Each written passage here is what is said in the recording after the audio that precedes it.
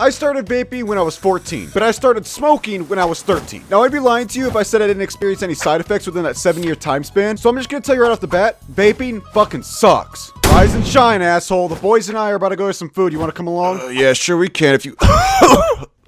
Oh, fuck. Vaping and smoking is one of those things that I'd highly discourage for anybody who's thinking about trying it. Like, if you think vaping is cool, it's not. I remember a guy who told me that he quit, and I thought he was cooler for quitting than he was for actually vaping. Like, seriously, if you ask me who's cooler, this random guy who quit vaping or a war hero, I would say the war hero, because he's a fucking war hero. But besides that, the guy who quit was also pretty cool. Now, this story is gonna kind of stray away from my original nicotine video, because my first time experiencing nicotine wasn't from a buddy who handed me their vape in the bathroom. My first time getting a nicotine buzz was actually from a cigarette at home. All right, one more thing before we get into this story. I'm gonna start wearing a name badge because there's a fuck ton of people just swindling my shit and posting it on TikTok. So with that out of the way, let's get into this story. I was 13 and my mom had just went to work. Now, if you've ever been around somebody who smokes before, you know for a fact that they have an ashtray that's at least 4 feet tall with cigarette butts. So I started digging around and noticed a cigarette butt that had probably about a quarter left on it. And I was just kind of thinking to myself, well, if my mom smokes, maybe I should too. So I grabbed the cigarette butt and lit it on the stove.